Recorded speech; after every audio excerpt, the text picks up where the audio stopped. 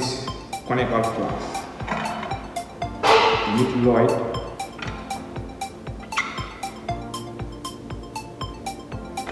Okay, then we now have to lower it now.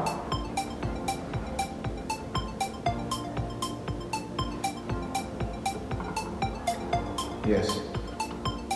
Now we need to allow it here so that the temperature of the boiling water will be the same temperature of the gas inside.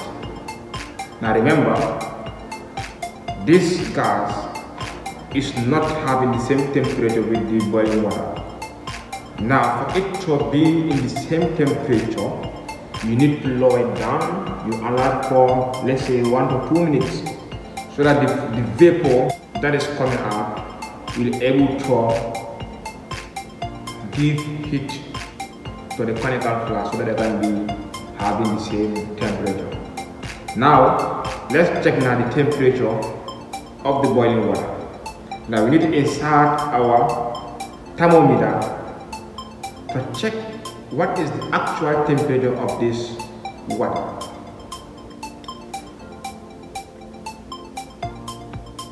So the temperature there we have is 100 degrees, which is the boiling point of the water.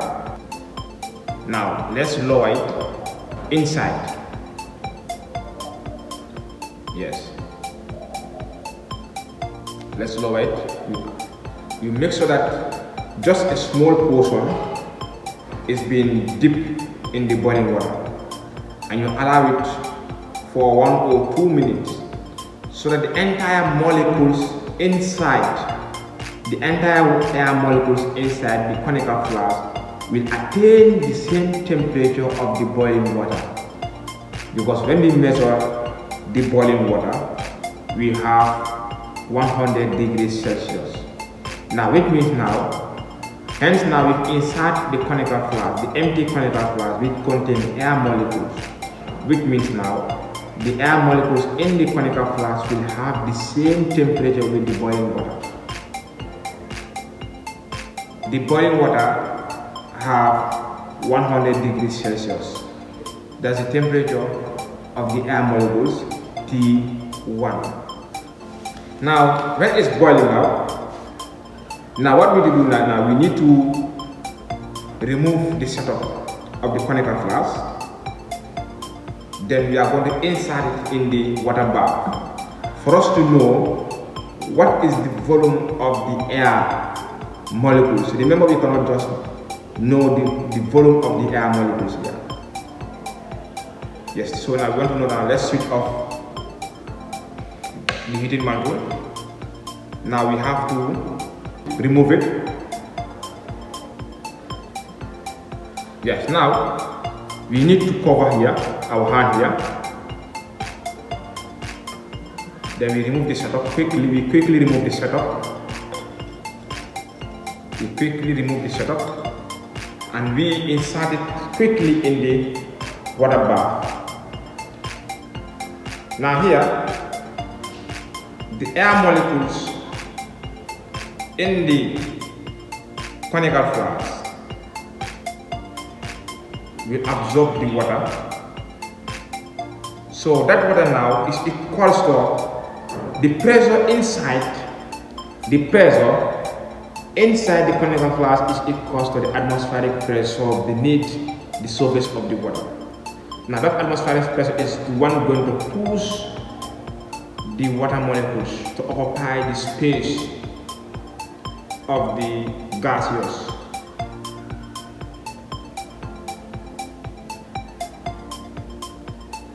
Now from there also, when it cools down, we are going to recover again. We are going to cover this cover it again. You see? Then now we remove it now. Now it means now the air molecules that occupy the space when the temperature was 100 degrees. For you to know the volume of the gas, we are going to use a measuring cylinder, then for us to know what is the actual volume of that molecule of air.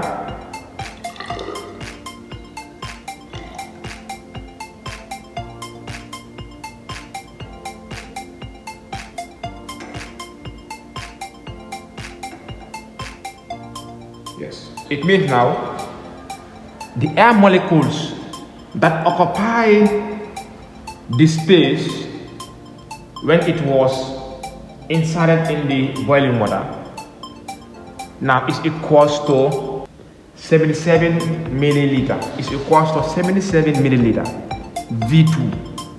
That's the final volume when the temperature was degrees, because the temperature here was 100 degrees. Now for us to know our V1 when the temperature was 100 degrees Celsius, now we want to know that one now. Now for you to know that particular volume,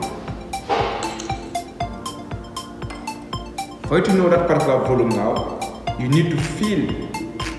Remember, when we close the cover of this conical flask, it was the entire conical flask was occupied with air molecules.